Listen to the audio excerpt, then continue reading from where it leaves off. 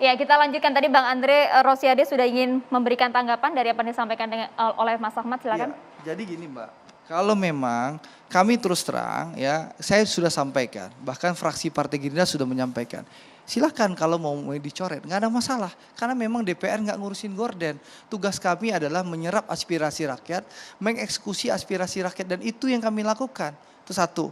Yang kedua, tapi kita harus objektif juga dengan judul-judul DPR foya-foya. Kan saya sudah sampaikan tadi. Bandingkan ruangan menteri, ruangan dirjen, ruangan direktur.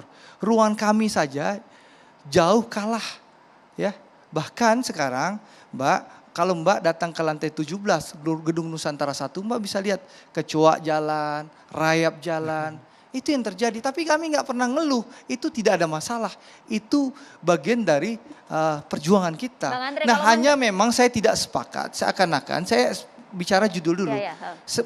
Mendelegitimasi kinerja DPR yang bekerja keras sekarang, bagaimana memaksa pemerintah, mengawasi pemerintah untuk memastikan harga-harga kebutuhan bahan pokok itu rendah dan tersedia untuk rakyat. Itu kerja kami. Kami panggil menteri-menteri kami dan Presiden Pak Jokowi. Itu yang kami kerjain. Ya. Overclaim ketika gitu DPR mengatakan itu kerja kami. Artinya kalau DPR bekerja dengan baik, menyerap aspirasi dengan baik, maka setiap produk undang-undang yang dihasilkan itu tidak perlu seperti sekarang banyak digugat oleh masyarakat ke MK.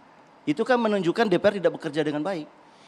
Jadi itu overclaim kalau menurut saya. Di negara demokrasi apapun produknya, tentu membuka diri untuk digugat atau diprotes oleh masyarakat. Itulah demokrasi. Enggak, ini Pak Ahmad kenapa mempertanyakan kinerja DPR? Iya. Jadi sepertinya sangat skeptis dengan apa yang dilakukan Bang Andre Rosiade.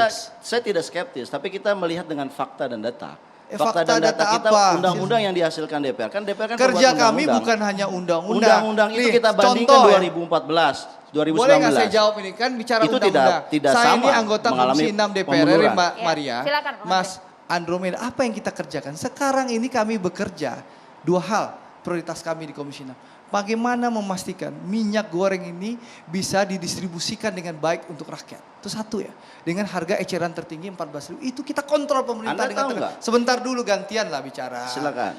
Yang kedua adalah bagaimana sekarang ya bermitra dengan Bang Arya ini kita berupaya bersama dengan pemerintah untuk menyelamatkan Garuda Indonesia. Banyak hal yang kami kerjakan, bukan hanya sebatas membahas undang-undang. Anda tahu nggak, setiap kebijakan yang dibuat oleh pemerintah, yang kemudian Anda bilang itu adalah hasil dari kritik Anda, itu sebenarnya malah membuat rakyat menjadi menderita. Misalkan minyak goreng curah ketika diberi batasan, sekarang minyak goreng curah tidak ada di pasaran. Itu kan Anda harus mengkritik.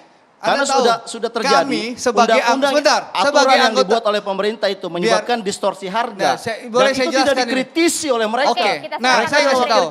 Anda tahu nggak? Ya, kami di DPR kecewa dengan keputusan pemerintah mencabut DMO dan DPO Permendak nomor 6 tahun 2000. Anda baca, tonton rapat-rapat kami bagaimana dan baca rekam jejak kami, bagaimana kami kecewa dengan keputusan pemerintah itu. Karena kami meminta pemerintah untuk konsisten melaksanakan DMO dan DPO. Kalau perlu, DPR sudah menyampaikan stop ekspor CPO. Kita sudah sampaikan. Jadi jangan Anda bilang bahwa semua yang terjadi di Republik Indonesia DPR yang salah. Jadi Anda mengatakan kami sudah berusaha Anda mengatakan semaksimal bahwa DPR mungkin sudah bekerja dengan baik.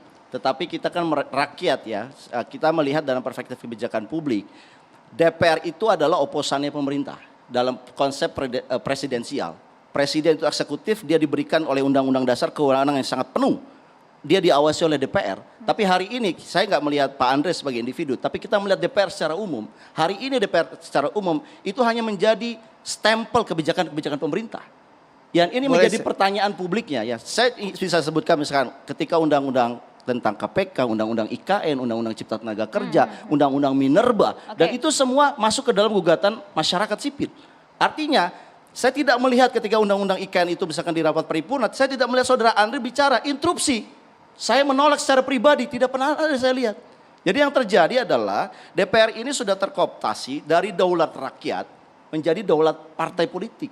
Saudara Andre tidak lagi bicara atas nama rakyat, tetapi Pak Andre mempertimbangkan bagaimana sikap partai politiknya. Ini berdasarkan data ya?